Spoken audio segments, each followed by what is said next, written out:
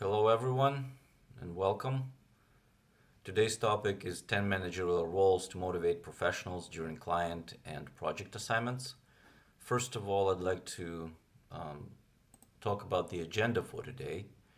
And in part one, I'm going to make an attempt to formulate a problem.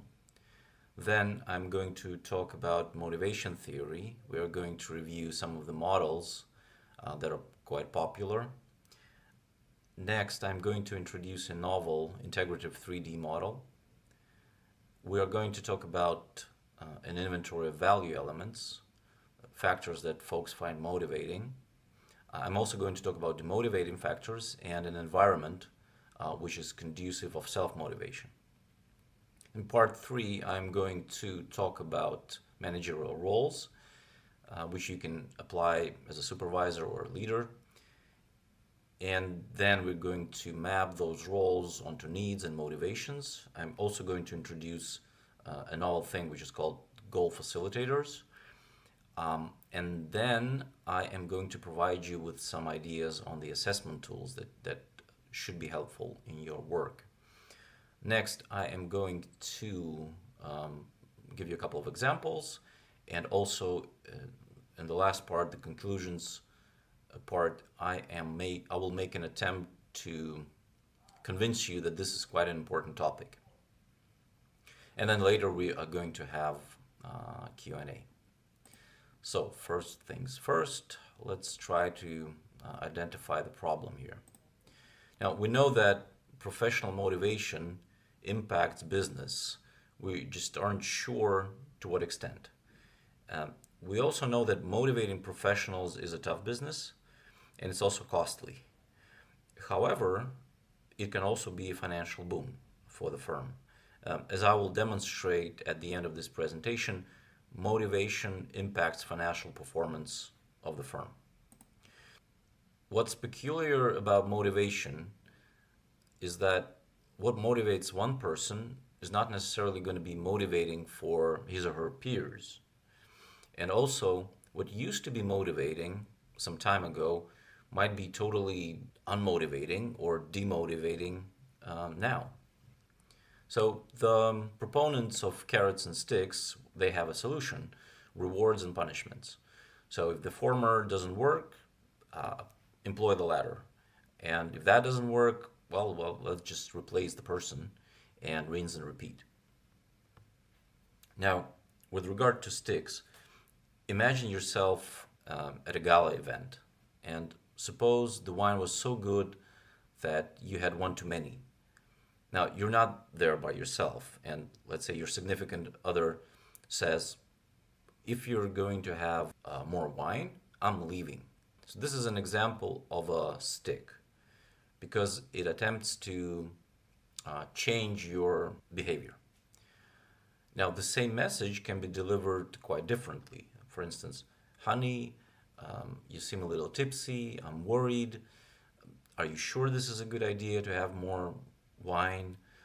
Here, I brought some water for you. So the idea, the key message in both scenarios is the same. You're drunk and it's not okay. You can choose which of the two methods or scenarios you prefer for yourself. Now, with regard to the carrots, I want to mention three studies, just briefly go over them. The first one, this study was conducted by Mark Lepper. It involved preschool children who enjoyed drawing. Now, kids were divided into three groups. The first group was told they would receive a reward for drawing. The second group received unexpected rewards after the event. And then the third group was a control group, so no interventions there. And children who, the result of the study was children who expected a reward showed less interest in drawing in subsequent free play periods. Next, the pizza experiment. Here, it was a study of the Pizza Hut's Book It program. I think it's an ongoing program. The idea was that the participants were elementary school kids, and some students, so two groups, some students were offered free pizza as a reward for reading, and then the other was the control group. And so, short term, indeed, there was an increase in readership. So, students started reading more books. But what the researchers observed later on was that long term, those same students showed less interest in reading. And what's also important is that the quality of reading decreased. So students started picking easier books, and they showed less comprehension of the material that they read in comparison to the control group. So, in another study, this was conducted on the university students, if I'm not mistaken. So they were introduced with a problem. It's called the Kendall problem. One group was offered a reward for solving the problem, and then the other group was a control group.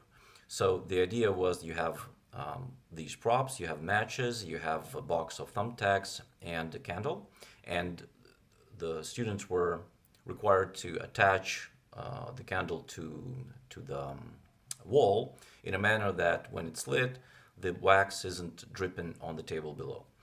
And so folks who were offered a reward performed worse than their peers. The conclusion here was that rewards impact creative problem solving. Now, here's an anecdote. When my kid was in middle school, his grades went down significantly. And so I've decided to make an intervention and offer a carrot. I knew that he wanted a new iPhone, and I told him, like, do you want this new iPhone? He said, yes. Okay, you're gonna get it if you manage to get your grades up, right? So you still have 3 months to go. So have at it. And well, 3 months later, the grades did not go up, and the report card showed that there was no improvement in terms of participation in class, etc., etc. So my intervention failed. Now, next year, the opportunity presented itself. The school offered a school trip to Japan. And so we had a sit down, me and my wife, and we invited our kid also to participate. And we said, look, this is a great opportunity for you. This is like a life, this is an experience you're gonna remember for the rest of your life. And so do you want to go? He said, yes, of course I want to go. And we said, well, look, the problem is that, first of all, it's a huge investment. Another thing is that your grades aren't great. And obviously, since you're going to be there for like 10 days or so, you're not going to be able to attend to your grades. So you'll not be able to spend time on your homework, etc., catching up. And so we said, regardless of the current grades that you have, we still think you should go. And the only thing that we want is what would make us really happy if you put some additional effort into your homework and in participation in classroom. Would you be able to do that? He said yes. And so I said, okay, you're going there regardless, so there are no strings attached. Just, we've outlined what would make us happy. And after, again, 3 or 4 months, so he went there in March, right? And so by the end of the school year, in June, the grades did go up, and participation in classroom also improved. So these are the two examples of how both of these were carrots, right? So the phone and the trip, but administered differently in a non-controlling fashion. The latter one worked well. What can you do as a manager, since long-term you cannot motivate your professionals, right? And carrots and sticks, they don't always work. The question might be like, should you even attempt to make any interventions? And I don't suppose you would want to hire someone like William Wallace as a motivational speaker to rally your troops on Mondays, right? Like a scheduled morale boost. So what do? That's what we're going to talk about today. Now, part 2, we're going to talk about motivation theory. What you see here, this is coming from Project Management Institute's PM Bach, Book of Knowledge Guide, the latest edition, 7th edition. First one, you would see that the last one, the self-determination theory. This isn't part of that book of knowledge. Just to make it clear. The first one, Frederick Herzberg's motivation theory, it divides motivating factors into two groups. The motivators, like recognition, work itself, personal responsibility, advancement at work, and then hygiene factors, like supervision, pay, interpersonal relationships, work conditions. The next one, Daniel Pink, he talks about autonomy, mastery, and purpose. The next one, the McClelland's theory, three needs theory, he talks about achievement, power, and affiliation as motivations or motivating factors. McGregor published his work on Theory X and Theory Y in the 1960s. He was talking about things like supervision, control, coercion in Theory X, and Theory Y, self-direction, autonomy, personal responsibility. Now, you might think in relationship to the professionals, you might think that, well, Theory Y is the only theory that applies. But I want to make a statement about Theory X as well. Sometimes it does work, and I will provide you an example. So a while back, I was involved in construction business, and some of the gentlemen that I used to work with, they really preferred the controlled environment and strict rules and clear direction and programmed and engaged in programmed sort of work. So, for instance, if the job was, here's a ditch you need to dig out, and it's going to be 20 feet long, and it has to be done by the end of the day. If you encounter any anomalies, let's say a wire or a pipe, you stop immediately, you call the supervisor. Everything's clear? Yes. Agreed on the pay? Yes. Okay, we shake hands, have at it. So oftentimes you would see that folks, if they start, let's say at 8 a.m., they finish the job by 2 p.m., and they went to attend to things that they wanted to attend to, right? So they did not have to stay at the job site. This shows that sometimes Theory X also works, and it can be motivating for certain job roles and for certain job types. Next one, William Auch's theory it's called Theory Z. This was about collectivism, loyalty, values, harmony as motivators, and this is coming from his analysis of Japanese management style. Now, the last one, this was introduced in mid 1980s.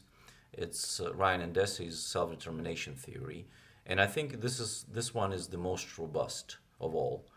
And I'm referring to the book, which was written in 2017, or published in 2017 rather. And the three dimensions that they use autonomy, relatedness, and competence. Now, they don't call them motivations per se, but refer to them as psychological needs, which is something deeper than motivations. And one of the recent papers that I encountered was the study on millennials, conducted in 2023, or rather published in 2023. And so the authors identified 4 motivations: autonomy, competence, relatedness, and purpose.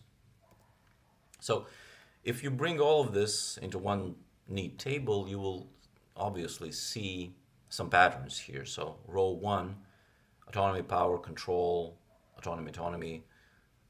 It's all about autonomy. Second row, similarly, this is relatedness. Third row, it's about competence, right? So mastery, achievement. Then the fourth row, you see purpose somehow pops up in several works. And then the Herzberg's two-factor theory, motivators, and hygiene, they sort of stand alone. So having analyzed those, I made a conclusion that's probably self-determination theory is the more robust one, and I've made an attempt to create a 3-dimensional map based on those 3 dimensions from the self-determination theory. autonomy, relatedness, and competence, ARC. And based on my analysis, I've made a conclusion that the three are indeed the psychological needs, but their interaction provides four motivations. And the motivations are control, belonging, mastery, and exploratory curiosity. About a month later, I encountered a book written by Harvard Business School professors Lawrence and Noria. It's called Driven. In my estimate, they've identified the similar motivations, or they call drives. Defending is the same as control, in my opinion. Bonding is the same as belonging. Acquiring, same as mastery. And learning, the same as exploratory curiosity. What's also interesting is that these two professors, they make a claim that these drives are actually biological, which means that there's no way of getting around them, right? These things are inbuilt. So this is what my model looks like, and on the right-hand side you see the placement of purpose and meaning on the model. So the purpose, you can think about it as at the core or the center of this three-dimensional cube, and the meaning can be represented as an outer shell of the model. Now, if we map the theories that I've mentioned before, so theory X, for instance, can be identified in octants 1 and 2, theory Z, as well as affiliation, octants 3 and 4, theory Y, as well as achievement in octants 6 and 7. Now, this reminded me of the famous John Godfrey Saxe's poem written in the 19th century called Six Blind Men and the Elephant. So it seems to me that all of the researchers were looking at motivation, looking at the elephant from different perspectives, right? So all of them were correct partially, so none of them were incorrect. They were just describing the beast, so to speak, from different perspectives, different angles. And mine is an attempt to provide you with the image of the full beast. What's interesting, regardless of whether my model is correct or not, because obviously it's a hypothesis. What's reassuring is that because the research data that we're getting is coming from the 1960s, so in 60 years' time, we have plenty of data and knowledge about motivation. So that means we can address this issue, and this is a solvable issue at the front. So looking at my model here, using those three dimensions, we might assume that it is best for everyone to have maximum autonomy, maximum relatedness, and maximum competence, right? However, this is not as simple as that. For instance, for me, I might be interested in 50 points of autonomy, whatever that might mean. But someone else might be really excited about having 150 points of autonomy, while another person might be motivated by just 20 points of autonomy, right? So the point I'm trying to make, that there is a spectrum to these things. So the spectrum, it will change. Not only is it like personality traits that affect it, but it's also the nature of the work assignment that will have an impact on the preferences of the person in a particular given moment. Also, managerial interventions will affect the current needs and interests of an individual. So natural proclivities exist and they influence behavior, but there are certain factors that affect those motivations too that have to be taken into account. Okay, to illustrate this idea, think about the amount of water. Let's say a cactus in a desert. It thrives when the soil is dry, right? So you might think, well, okay, we're going to introduce some more water to it, then the cacti will thrive even more. But it's not the case. They're going to start rotting. And then you might come to a conclusion then, okay, perhaps a lot of water is bad for all plants. But then if you think about a water lily, it only thrives when it's totally submerged in water, right? And of course, there are also all sorts of plants that are in between. For instance, an orchid requires watering only once a week. Now, let's talk about some of the value elements. And value elements are the factors that people find motivating. So, having analyzed the literature, I was able to come up with something like 40 different value elements. Here's just a brief example of those. And these two, that they can be divided into two groups. The first one is an intrinsic one, and the second one is extrinsic. What's the problem with extrinsic, for instance, versus intrinsic? So, the intrinsic value elements, they contribute to well-being, right, in accordance with the literature, while extrinsic value elements, they either do not contribute to well-being or they actually frustrate well-being.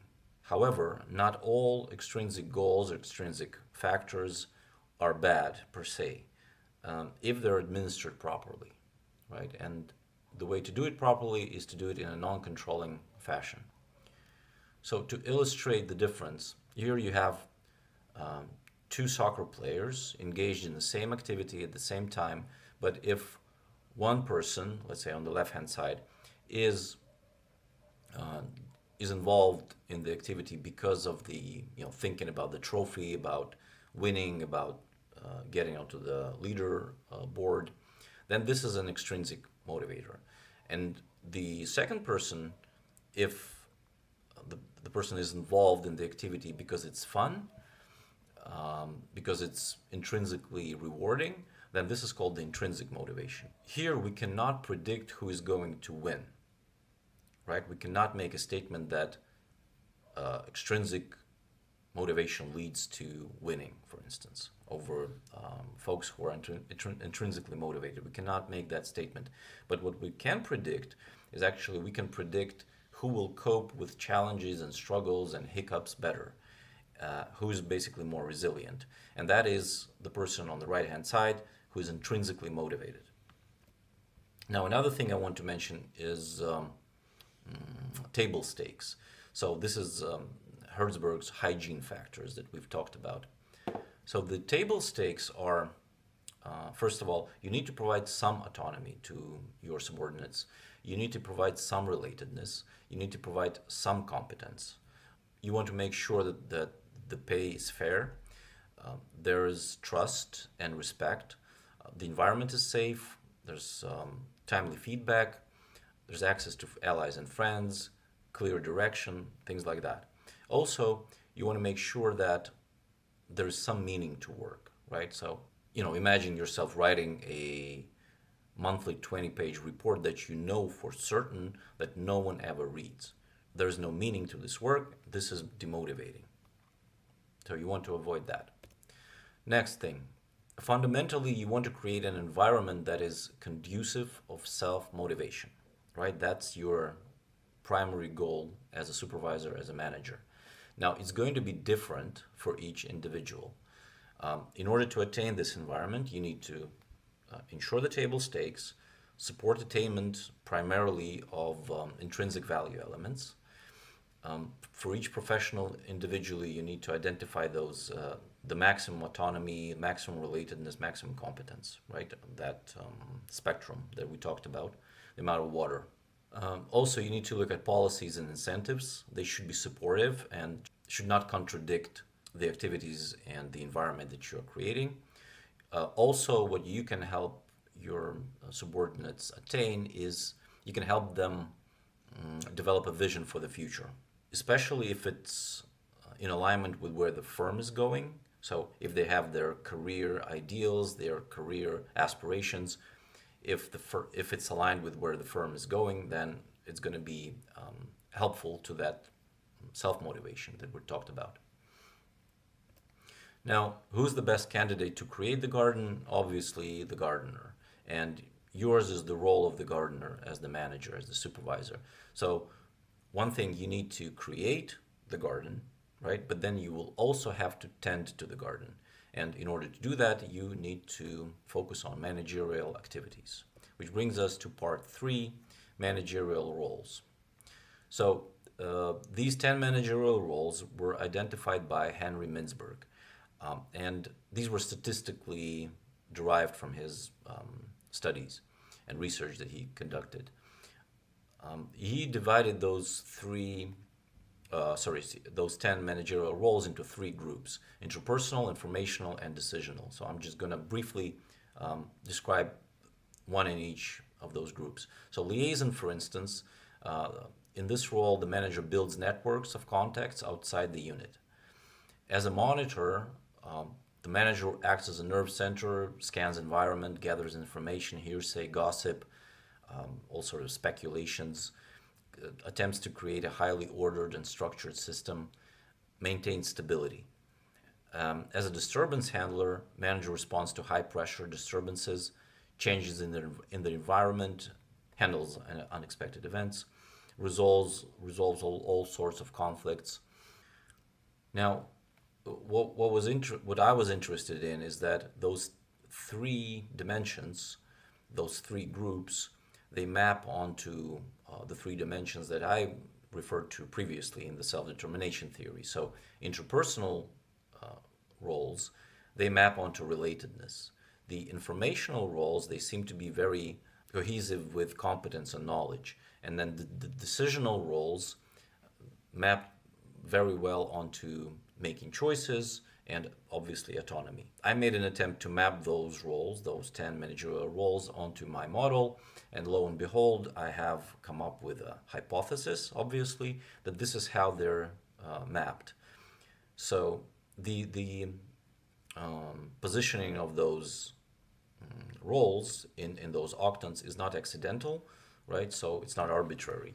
As you can see on the right-hand side, the leader is the leader role is located or can be identified or represented visually at the core of the model, and the figurehead as an outer shell of the model. Now, the question that I had was why managers act that way? Why there are 10 managerial roles? Because remember, these were statistically determined. Um, why aren't there just two roles, or maybe 57 roles, right? And I think it has to do with the pursuit of goals and objectives.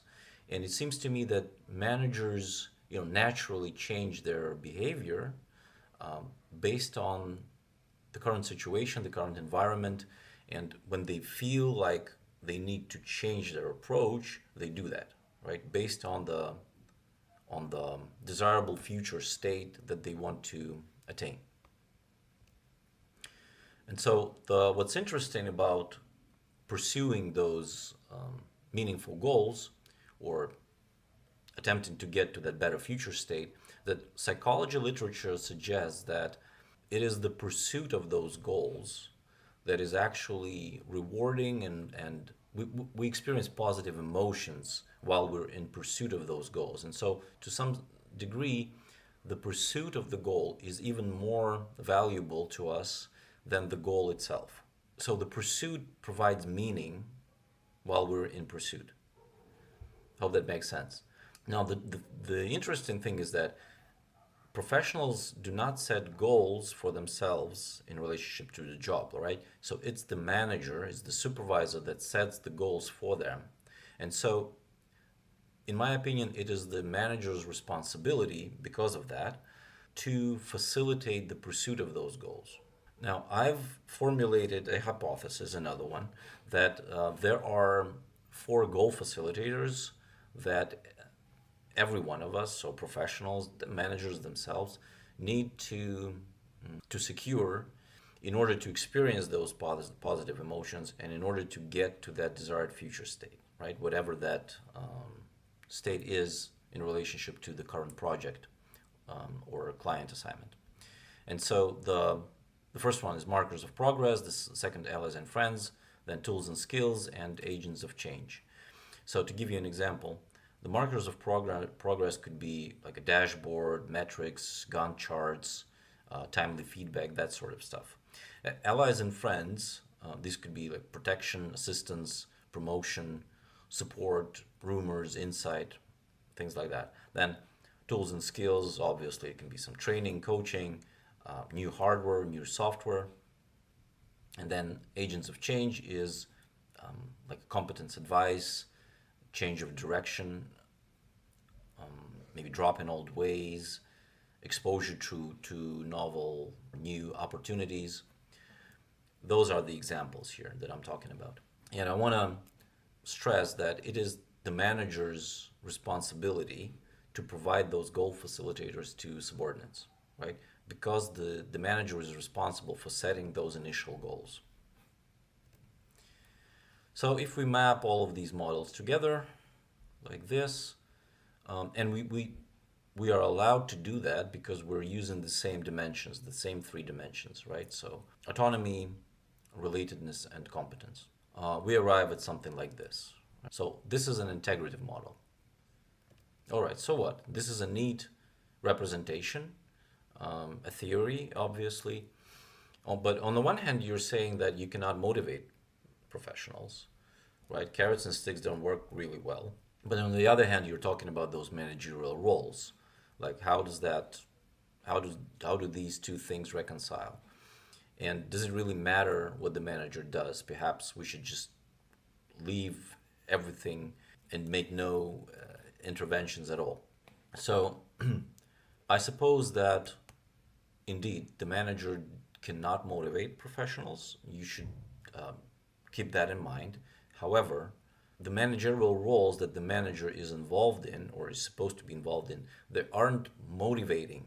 They aren't about motivating professionals per se, right? Maybe occasionally the leader role, providing the vision for the future, making a speech of some sort, that might be motivating short term.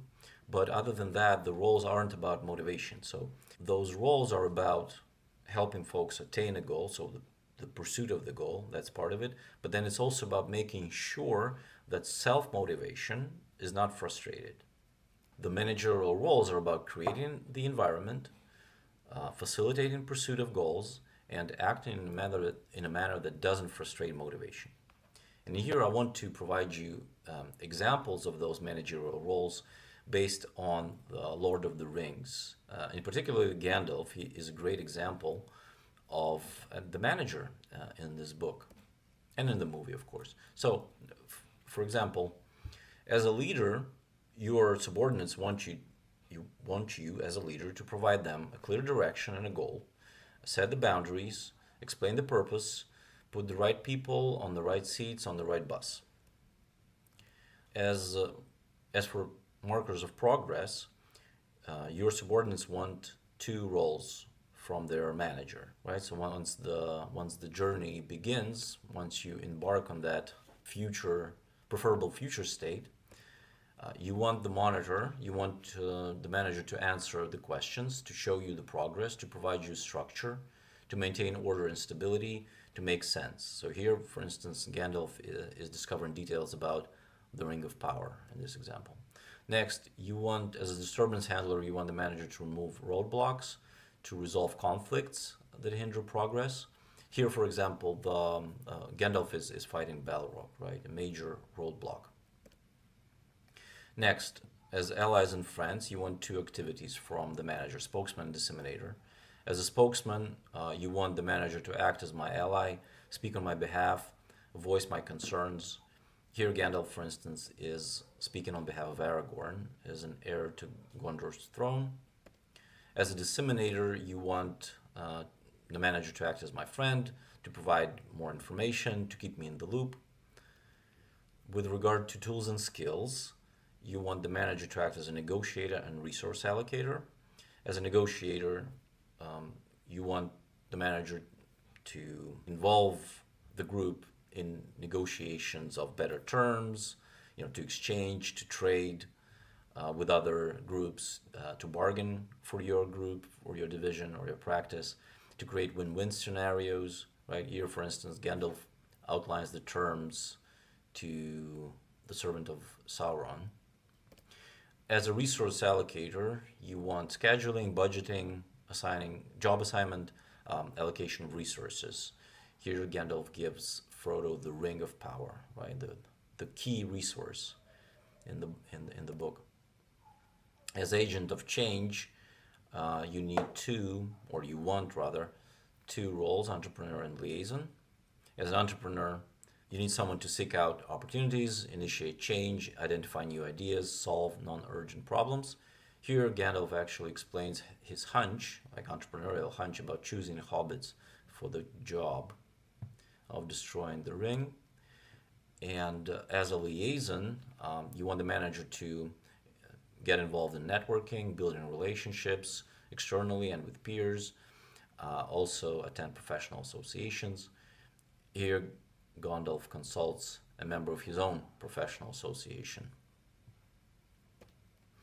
And also, as a figurehead, you want the manager to represent us, the group, the team formally, engage in ceremonial duties, sign documents, preside over meetings, practice what you preach, basically. Right? So, after all this, during all this journey, after all these activities, who should get the credit? And the answer to that is the average Joe. That's going to be very motivating for the team and Joe as well. Now, the question might be, well, are managers naturally good at all of these 10 roles? And the short answer to that is no, but you can assess who's good at what. You can use the following tools to understand the natural proclivities and strengths of the manager, of yourself, of your peers. If you have other managers as your subordinates, you can assess their strengths and proclivities. So Clifton Strengths, DISC, Predictive Index, these three are work-related behavioral assessments.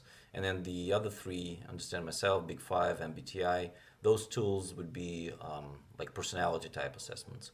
Now, some of these are more robust than others. My suggestion always is to combine a couple of those just to get a broader picture of the personality and potential behavior or default behavior or natural behavior of the person that you're assessing. These tools are actually not very expensive, something like starting from $10 to $100 per test. You can also assess the project, and the way you can assess project, and you can take those three dimensions, arc dimensions, and you can assess how much of the decision making is going to be involved in the project, how much of collaboration is required, and how novel is the information that we're going to be dealing with. And you can make an assessment of the project or client assignment. This concludes part one of this webinar. In part two, I am going to provide you with some examples of how to use these models. And I'm also going to provide evidence on the fact that motivation actually has a causal relationship with financial performance of the firm. I'm also going to provide some additional information on what we haven't covered, the topics that are important to motivation but are outside of this particular webinar, and some suggestions on the literature that you might want to explore more. In order to get access to part two, all you have to do is subscribe on my website and send me a note either through email, contact@awezzom.com, or leave your information here in the comments so that I could identify you and send you access to the whole webinar or just part two of it. All right. Thank you for watching. Bye-bye.